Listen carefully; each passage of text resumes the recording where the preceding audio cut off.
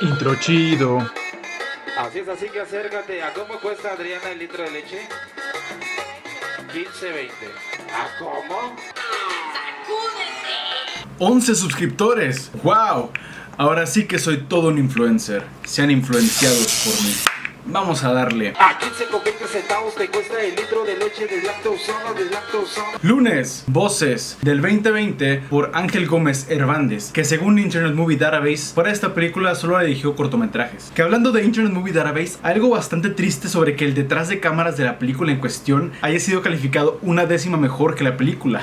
Pero bueno, empezamos la semana con Netflix, entonces yo me lo busqué. Y bueno, la verdad es que no es una mala película. Es una película de terror bastante estándar. Solo al final trata de tener este twist que no se siente bien al final y pues como que no funciona. Es una película española de terror y sigue la fórmula típica. Familia se muda a casa, casa maldita, casa se enoja, casa enojona daña gente. Gente dañada es gente triste y gente triste contacta a gente que dice que puede hablar con los espíritus.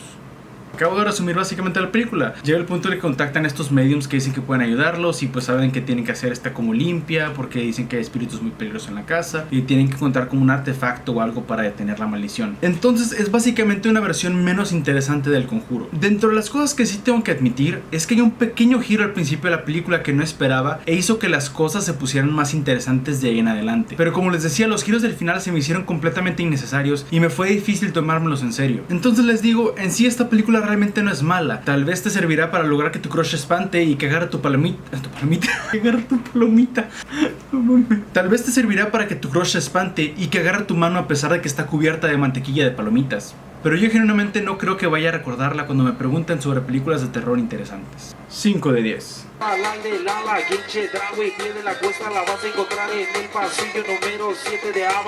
Ese mismo día, más tarde, tuve la oportunidad de ir a la función de prensa de The Conjuring, The Devil Made Me Do It, del 2021, dirigido por alguien que no es James Wan y que también dirigió La Llorona, y eso lo explica todo. También llamada en México El Conjuro 3, El Diablo Me Hizo Hacerlo, o en España... ¿Cómo se llamaba en España? ¿Expediente? ¿Por qué? ¿Obligado? ¿Qué? A ver, España. Primero nos traen a Dallas Reviews. Luego hacen que la segunda canción más escuchada en toda España sea un remix del Movimiento Naranja. Y eso solo porque la canción número 1 más escuchada en toda España era la canción del Movimiento Naranja. Y ahora nos maltratan con sus horribles traducciones. Y ok, es que en México también tenemos traducciones bastante culeras, pero es que ustedes ni siquiera lo están intentando.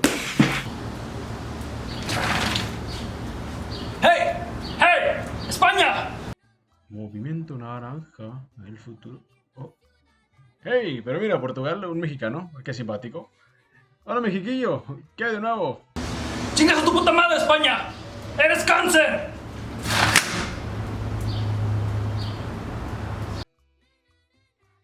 Hostia. Bueno, veo que alguien se ha dado molesto por la conquista.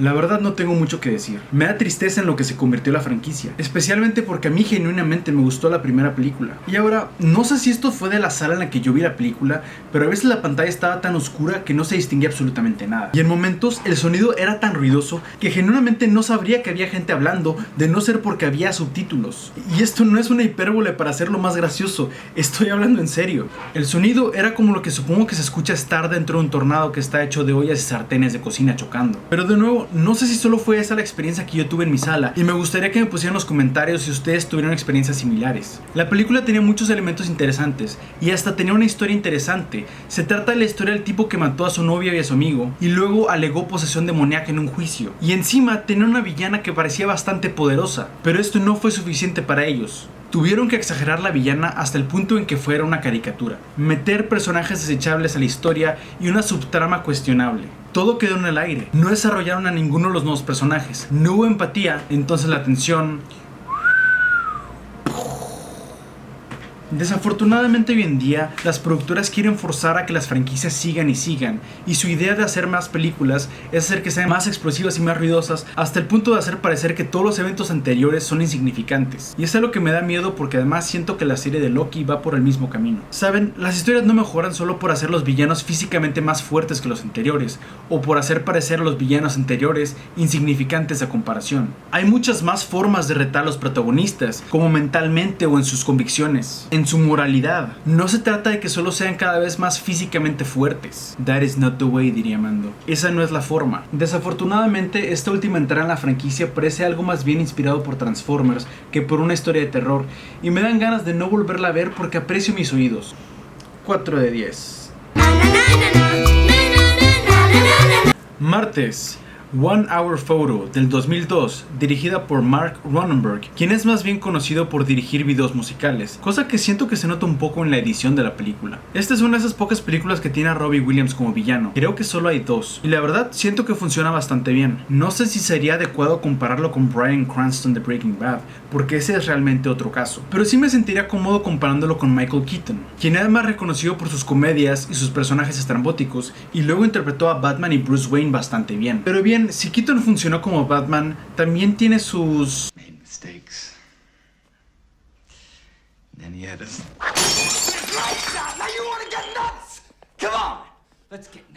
Eso. Y pues Robbie Williams es parecido. La verdad siempre ha sido un actor versátil y funciona de maravilla en varios dramas. Aún así el actor mantiene ciertos rasgos que lo acompañan a un estilo parecido pero no tan convincente como el de Tom Hanks, que siempre te das cuenta que es él. Sin embargo, Tom Hanks se transforma en el personaje. Robbie más bien se moldea a este personaje obsesivo y bastante incómodo. Y si bien no se transformó por completo en el personaje como lo haría Tom Hanks, ni sacó un lado que no conocíamos de él como lo hizo Keaton, tomó rasgos que ya conocíamos de él y los utilizó de una forma bastante inquietante, escalofriante e incómoda. Como si se tratara de una persona con malas intenciones que trata de actuar como si fuera Robin Williams para encajar con las personas, pero a la vez siendo alguien que fundamentalmente no entiende el propósito de interactuar con las personas. Esta es la historia de Psy, quien sin más ni menos no canta Gangnam Style y es más bien un voyerista. Psy trabaja revelando fotos en una especie de Walmart y prefiere vivir su vida imaginándose en las situaciones de las fotos que revela para los demás. También había cierto subtexto que ya no funciona exactamente igual, sobre cómo confiáramos en perfectos extraños para revelar fotos que pueden ser bastante íntimas o hasta inapropiadas. Y sin saber nosotros, esas personas podrían tener copias de esas fotos haciendo quién sabe qué en quién sabe dónde. El punto es que en esas fotos teníamos información sensible. Y ahora, se puede hacer un comentario muy diferente hoy en día con Facebook, pero en esos tiempos, ¿quién se iba a imaginar que la revolución digital iba a llegar tan rápido? Les aseguro que Kodak no lo hizo.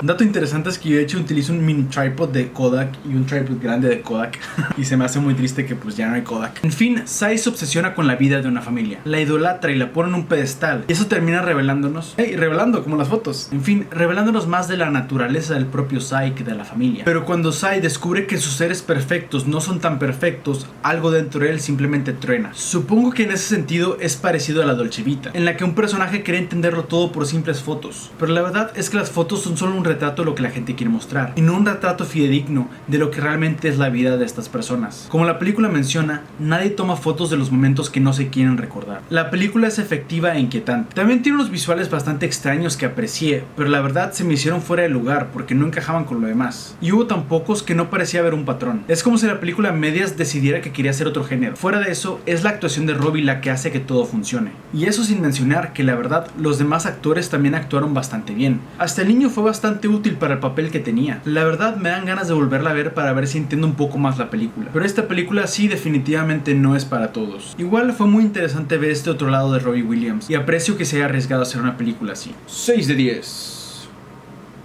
Oppan Gangnam Style. Ese mismo martes también vi Enemy del 2013, dirigida por Denis Villeneuve. Es el mismo director que hizo la nueva de Blade Runner, Arrival e Incendies, lo cual explica muchas cosas.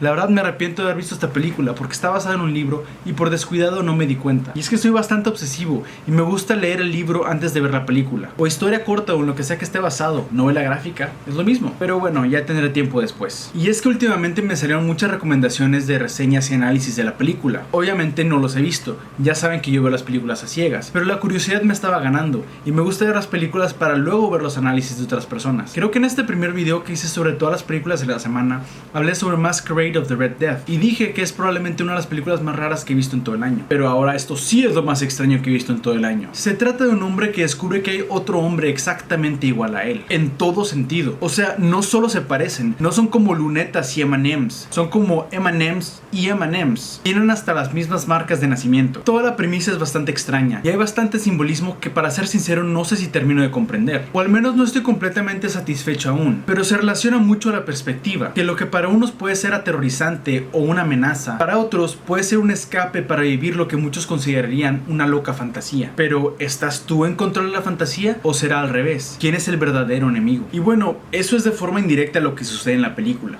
Una persona decide aprovechar la situación para ser deshonesta y la otra busca sacar el provecho que pueda. Pero bueno, esa es la perspectiva que tengo hasta ahora sin haber leído el libro. Tal vez lea el libro y luego la vuelva a ver y mi perspectiva cambie por completo. Y es que estoy de acuerdo que una película tiene que ser una experiencia completa. Se debe poder disfrutar aún sin haber leído el libro. Los creadores no deberían contar con que tú vas a llenar los huecos que ellos dejen en la trama. Sin embargo, sí creo que otra forma de juzgar las películas que son adaptaciones es precisamente como adaptaciones. Y para poder hacer eso, pues necesitas conocer el material en el que se basaron. Les digo, es una cosa personal. De momento, aprecio mucho lo inusual de la historia y la forma en la que se manejó la narrativa visual. Y es que la trama nunca fue predecible por más que traté de adivinar a dónde iba.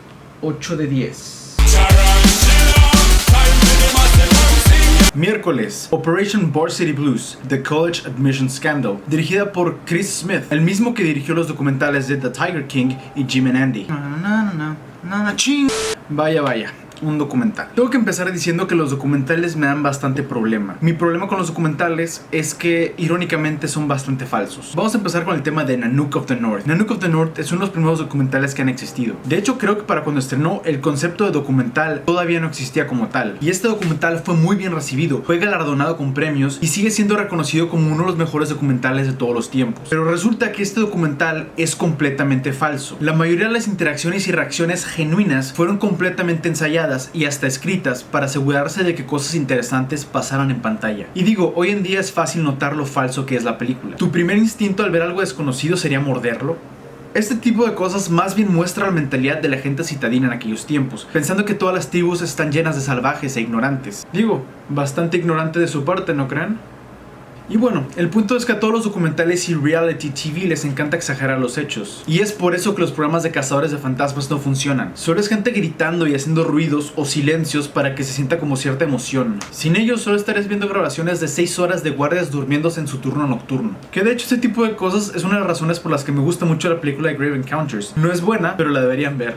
Entonces el problema de los documentales surge cuando tienen que contar una historia. Y para contar una historia es necesario tener una perspectiva. Y que una perspectiva exista implica que va a haber un sesgo, y este va a favorecer un punto de vista sobre otro, y el director se aferra muy firmemente a este. Y ese es el mismo fallo que existe en documentales como Cowspiracy, Super Size Me, The Tiger King o The Imposter. El director y o el editor se aferran a un punto de vista y lo defienden. Y esto es lo que a veces me hace preferir películas de ficción sobre los documentales, porque al menos las películas de ficción no aseguran ser una verdad completamente objetiva, y los documentales, lejos de ser objetivos, más bien son como ensayos académicos en los que buscan evidencia para defender su postura, en vez de solo investigar un tema y que la evidencia de lo que realmente está pasando vaya saliendo naturalmente como producto de una investigación objetiva y bien hecha. Pero bueno, al menos teniendo esto en mente, tiene una mejor noción de cómo tomar los documentales al momento de estarlos viendo. Y bueno, el objetivo de este documental es pintarte a este tipo, Rick Singer, como lo peor. Y bueno, hasta cierto punto sí lo es. Bueno, lo que ese tipo hacía era recibir sobornos, grandes cantidades de dinero de ricachones y celebridades o pseudo celebridades para asegurar que sus hijos fueran a la universidad que quieran ir, aun cuando claramente no merecían estar ahí. Y algunos podrían pensar, bueno, pues se metieron con palancas, pero al menos al momento de estar ahí, pues ya tienen que esforzarse para realmente ganarse su lugar, ¿no? A veces los exámenes de admisión son más difíciles que la misma carrera. Y el problema de esto es que no solo estarías equivocado, ya que estas personas podrían seguir comprando su estadía ahí, sino que aparte le están robando lugar a una persona que realmente lo merecía. La forma en la que Rick Singer ingresaba a varias de estas personas era a través de programas de apoyo, y había mucha gente que aplicaba y que realmente merecía recibir ese apoyo y ese lugar en la universidad, pero no lo recibió, ya que Rick Singer empezó a mover todo el sistema solo para ganar dinero, afectando a miles de chicos que pudieron tener una mejor oportunidad y una mejor educación. Y de hecho, este es un tema interesante que me sorprendió que el documental tocara. ¿Cómo existe esta cultura de presión en Estados Unidos para que la gente tenga que asistir a universidades prestigiosas? Que como se menciona en el documental, las universidades más prestigiosas no necesariamente son las mejores, solo son más exclusivas. Y el problema es que mucha gente realmente se siente completamente destruida al no ser aceptada a la universidad a la que quieren ir. Puedes encontrar muchísimos videos en YouTube de gente reaccionando a cartas de admisión o rechazo de la universidad a la que quieren ir, ya sea gente destrozada llorando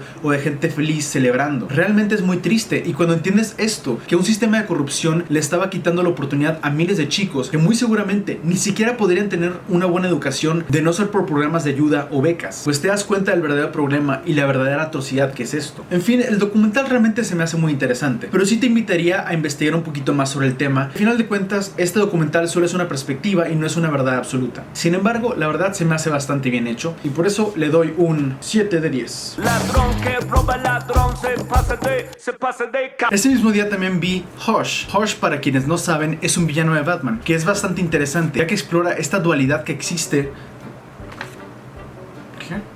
¿Qué?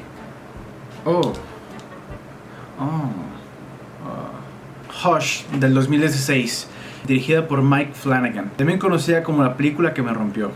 Quiero dejar una cosa en claro.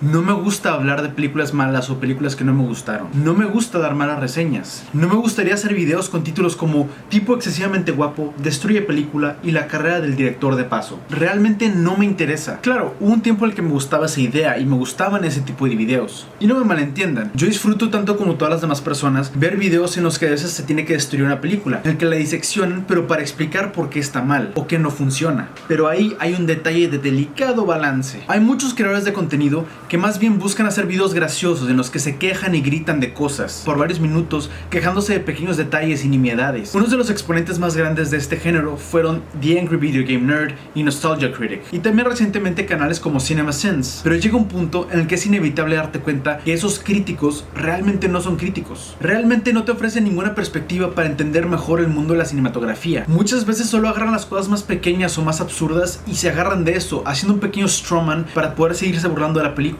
Y con eso justifican desacreditar todas las cosas buenas que sí ofrece la película. Y pues eso realmente no es el trabajo de un crítico, dijo él, habiendo minutos antes hecho todo un sketch quejándose de las traducciones de España. En mi defensa, mi sketch de España no tiene absolutamente nada que ver con el conjuro, solo una idea que quería comunicar. Y ni siquiera explican por qué es que ese pequeño detalle arruina la película, o si de hecho afecta en alguna forma. Como toda comedia, a veces sacrifican la congruencia y la objetividad por risas. La verdad, yo en lo personal ya no disfruto de este tipo de videos. Realmente aprecio mucho más los videoensayos en los que realmente se esfuerzan por explicar por qué un concepto, cosa, situación, toma, diálogo, lo que sea, puede funcionar y por qué otros no funcionan. Aun cuando sigue siendo que al final de cuentas, muchas de las cosas que entendemos y nos gustan de un film son completamente subjetivas. El punto es que no se trata de solo criticar una película por criticarla, pero esta es la primera película que realmente me está haciendo reconsiderar todo eso y realmente me está queriendo hacer un pequeño breakdown explicando todo lo que está mal con esta película. Fue un efecto bola de nieve. Y todo es culpa tuya, Mr. Gigi, ya que hay un video en el que estaba hablando de las películas perturbadoras que todavía se pueden encontrar en Netflix, y mencionó Hush y Gerald's Game y dijo que Hush no estaba tan mal. Déjame decirte, sí está mal, muy mal. Una cosa que me sorprendió es descubrir que Mike Flanagan es el mismo que dirigió The Haunting of Hill House y Gerald's Game, ambas producciones de terror que aprecié bastante. Pero bueno, siendo justos, también tiene cosas como Ouija, The Origin of Evil y Oculus Chapter 3. Y bueno, también supongo que esta fue de sus primeras películas, entonces al menos me alegra que fue mejorando. La película trata sobre esta chica, Maddie, que es sorda y muda. Pero no se preocupen, ella puede interactuar naturalmente con el mundo y puede sentir vibraciones pequeñas de su celular, pero ignorar unas completamente altas como las de su vecina golpeando su puerta, dependiendo de lo que le convenga a la trama. Y luego ya este tipo que la quiere matar, pero también no la quiere matar, luego sí la quiere matar, y luego como que mejor no otra vez, y no hace nada de sentido. Y es que genuinamente no puedo entender que la película quiera que creas que ella pudo sentir las vibraciones de su celular en una mesa un poco lejana, pero no pudo escuchar los golpeteos de su vecina gritándole en una puerta al lado de ella. Supongo que spoilers para esta escena, si es que te importa. Pero es que además activamente estaba haciendo un esfuerzo por no mirar hacia ese lado mientras estaba limpiando los platos en la cocina. O sí, mi juego favorito, el de no mirar hacia el lado mientras limpio las cosas. Oh sí, espero que no esté pasando nada urgente a ese lado, porque pues sería muy trágico. Oh sí, no voy a voltear. Oh sí, este es mi juego favorito. Así se hacen las cosas. Oh sí. Y ya se ve que va a ser esa cosa tonta en la que estás viendo la perspectiva de la persona escribiendo y luego acaba es una persona acercándose sin que la persona se dé cuenta porque va a estar muy concentrada escribiendo. Y luego vemos la perspectiva de la espalda de la persona en la que sigue escribiendo y vemos cómo se va acercando lentamente la persona. Y luego volvemos a ver la persona de que escribiendo de frente y todavía no se da cuenta de nada y está acercándose cada vez más la persona. Y luego otra vez volvemos a ver la perspectiva de atrás y la persona ahí sigue escribiendo,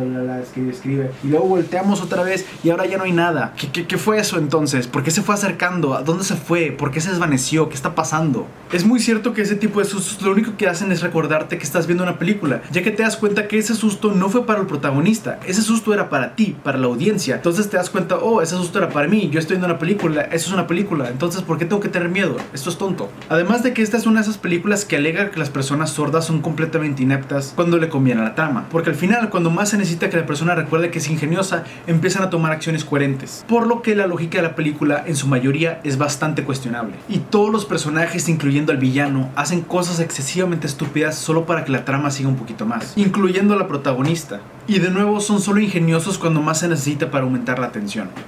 Un dato gracioso es que en Internet Movie Database está listado como un quote de la película, ya que la protagonista es muda. Me dio un chingo de risa. Otra cosa que me da risa es cuando vemos al villano, que es este tipo que tiene la boca permanentemente abierta, que además ni siquiera mueve los labios. Le pregunta a Maddie si puede leer sus labios y está así como, ¿puedes leer mis labios? Pues muy seguramente no, porque ni siquiera los usas. Chihuahua.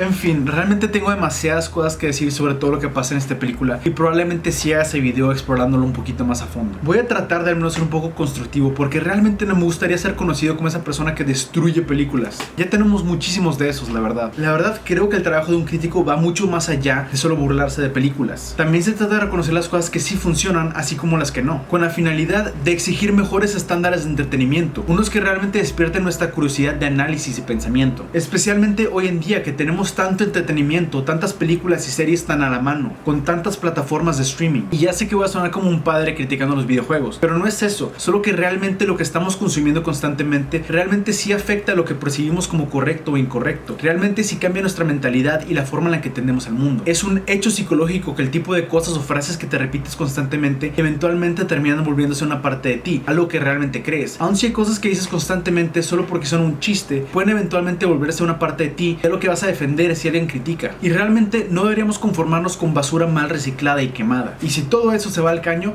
pues que mínimo nos den suficientes muertes sangrientas, ¿no? 2 de 10.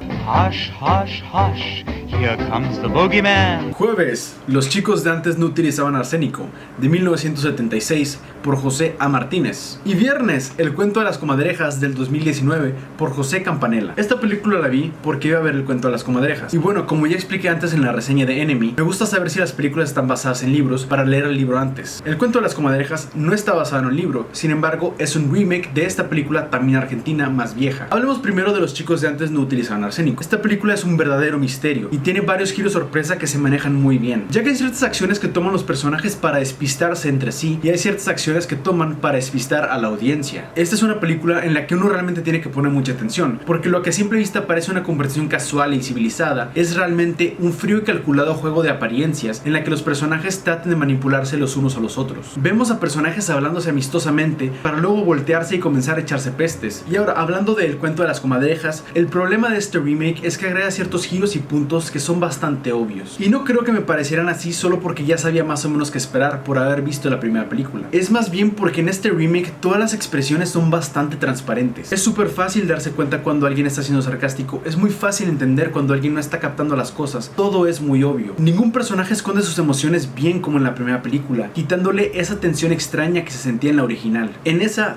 todos actuaban bastante natural. Bueno, natural dentro del universo. Es que había bastante coherencia. Es decir, los personajes actuaban de igual manera cuando estaban fingiendo frente a los demás que cuando se daban la vuelta. No se volteaban y de pronto todas sus expresiones y manerismos se volvían malvados y obvios. Simplemente por el tipo de cosas que decían y el tono en el que las decían, te dabas cuenta que esa amabilidad era una farsa, pero la esencia seguía siendo la misma. Otra cosa que funciona mejor en el original es que te das cuenta que la película no se tomaba a sí misma muy en serio. No trata de forzarte a que sientas lástima o que empatices con los personajes, simplemente te presentaba los hechos. De hecho, por el contrario, en esta vemos que todos los personajes tienen sus propias intenciones egoístas. En cambio, en el remake trataron de meter varias cosas sentimentales que simplemente no me pude tomar en serio y por el contrario me parecieron bastante ridículas. Supongo que también fue el hecho de que fueron mucho más explícitos al explicar las cosas. En la película del 76 pasan muchas cosas que puedes entender sin que sean explicadas con palabras en voz alta y que te puedes perder si no estás poniendo atención a las acciones. O a veces ves a los personajes haciendo ciertas cosas que no te explican y poco a poco vas entendiendo lo que está pasando. Pero como no lo plantean verbalmente, normalmente es mucho más sorpresivo y no te esperas si hay un giro extra. En cambio, en la del 2019 te dicen vamos a hacer esto y luego lo hacen y oh sorpresa, algo inesperado sucedió. Guiño, guiño. Y pues es bastante obvio que no. En general, lo que quiero decir es que la obra original me parece brillante, una gran película que vale mucho la pena verse, sobre todo antes que la del 2019, y si tienes que escoger, solo ve la del 76. Ahora, no quiero tener que decir esto en voz alta, porque en cuanto se dice en voz alta y se corre la voz, los altos mandos se dan cuenta y empiezan a eliminar cosas, pero sé de buena fe que pueden encontrar una copia de la película original del 76 en un sitio que rima con YouTube. Solo asegúrese de encontrar las versiones en HD. Ten en cuenta que es una película argentina, independiente y del 76. En general, la original se lleva un merecido 8.5 de 10, ya que la calificación fue subiendo mientras más lo pensé. Y el remake no es realmente malo, pero lo mejor que tiene que ofrecer la película, fuera de un buen reparto, es lo que ya teníamos en la película original, por lo que se lleva un 5 de 10, en parte porque la calificación fue bajando mientras más lo pensé. Mejor que la comadreja. Sábado, Seven Psychopaths del 2012, dirigida y escrita por Martin McDonagh, el mismo responsable de las maravillosas In Bruges y Three Billboards. Este filme me dejó un poco confundido. En general la pude disfrutar porque soy muy fan de Sam Rockwell, Woody Harrelson y Colin Farrell, pero la verdad es que todos, desde Abbie Cornish y Linda Bright Clay, en lo que creo que fue su primera película, y Christopher Walken, estuvieron excelentes en sus respectivos papeles. Mis problemas con la película empiezan con lo que esta trata de dar a entender, y además porque me he obligado a comparar esta película con otras como Adaptation, que de hecho pueden ver mi mini reseña de Adaptation en el video pasado, o con Stranger Than Fiction, que fueron las primeras películas que vi en el reto que empezó este año. Fue la película 106 para ser exactos. Ya después tendré oportunidad de hablar más a fondo de esa película. Y estas dos son mejores películas que Seven Psychopaths. La película trata de este escritor Morty que quiere hacer una película sobre psicópatas, 7 psicópatas para ser exacto, y su amigo Billy comienza a darle ideas para desarrollar a los personajes. Y bueno, nos topamos con que la realidad y la ficción empiezan a mezclarse en este punto, o al menos eso parece, porque estos psicópatas ficticios comienzan a cobrar vida. Sin embargo, nuestro protagonista no quiere que esta sea una historia trillada o formulaica. En sus palabras, quiere que al final todo se trate de amor y paz. Quiere que haya algo más a la resolución que disparos y violencia. Pero su amigo Billy quiere todo lo contrario. Y es aquí donde la película, por más meta que trate de ser, comienza a tener ciertos problemas. Porque esto de querer que todo tenga un propósito mayor de amor y paz, se empieza a sentir un poco forzado en algunas situaciones. Una cosa que ayuda a la película es lo autoconsciente y cómica que es. Se nota fácilmente que no se toma nada en serio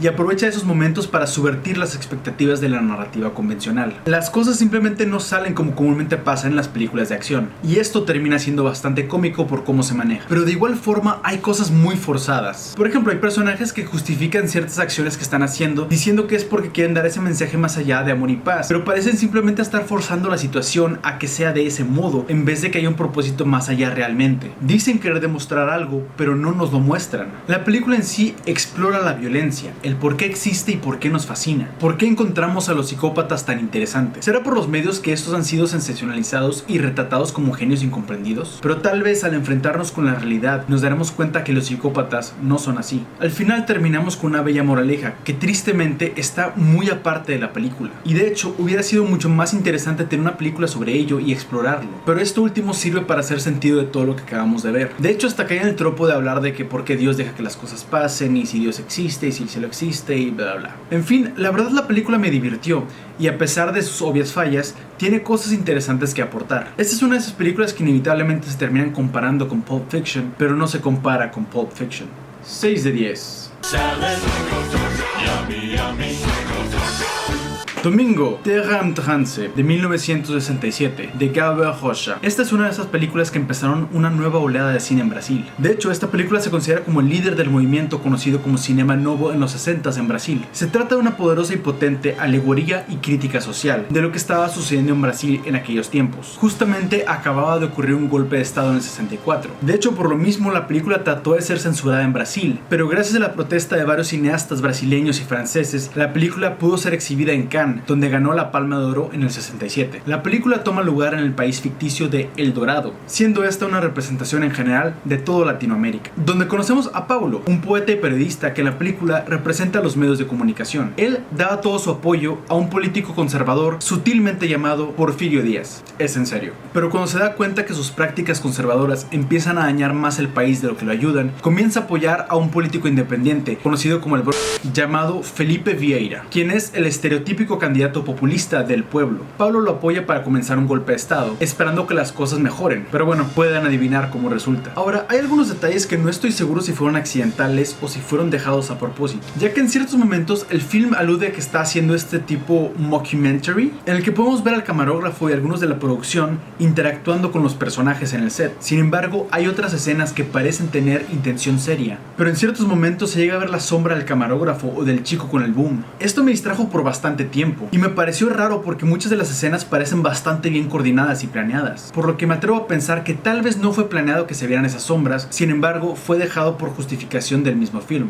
Por lo que me atrevo a pensar que tal vez no fue adrede que se vieran esas sombras, sin embargo fue dejado por justificación del estilo del film. Y aun si fue adrede, siento que es una decisión un poco cuestionable. Una de las cosas más tristes del metraje, que a su vez es una de las más criticadas, es que esta no ofrece ninguna solución al problema político que vivimos en Latinoamérica. Y es que más que resolverlo, trata de representar la actitud que tenemos nosotros, los latinoamericanos, ante un muy latente problema político. Y es que Pablo es un reflejo de nosotros, impulsivos, indecisos, radicales, cayendo por promesas idealizadas, pensando que tal vez no haya salida porque no podemos ver ni pensar más allá de las dos opciones polarizadas que nos ofrecen. Y ese es básicamente el punto del film. Nos trata de decir que las dos opciones que nos ofrecen los gobiernos latinoamericanos no son tan diferentes a final de cuentas, resaltando el problema interno que existe dentro de nuestras estructuras gubernamentales. A pesar de que tiene ciertos detalles y no es perfecto, el film es altamente poético y utiliza muy bien sus imágenes para darte a entender todo sin tener que explicarlo, siendo el diálogo, la mayoría del tiempo, un acompañamiento poético y simbólico de lo que está sucediendo. 8 de 10. Pues bueno, esas fueron todas las películas que vi esta semana. La verdad es que no le pude atinar a ninguna de las fechas en las que saco videos. En parte porque los videos siempre se terminan extendiendo, ya sea porque me tardo grabando, o porque se me ocurren ideas cuando empiezo a escribir, o porque se me ocurren ideas cuando empiezo a grabar, o porque se me ocurren ideas cuando estoy editando. Cosas que terminan haciendo que todo se extienda mucho más. Y pues como algunos sabrán, la verdad es que un video pues toma bastante tiempo. Aparte de que trato de cuidar un poco lo que digo, por lo que a veces termino alterando un poco los diálogos para que sean un poquito más familiares. Y bueno, como algunos se sabrán, el proceso de editar un video es bastante tardado. Un video de 1 minuto no se edita ni termina en 1 minuto. Pero bueno, la verdad estoy contento con cómo han resultado las cosas y estoy ansioso por seguir trabajando en más videos y poder traer contenido semanal. De momento, espero poder ponerme al corriente y no estar 2 semanas atrasadas. Digo, aún así yo sé que nadie lo pidió, pero igual se comentó. Bye.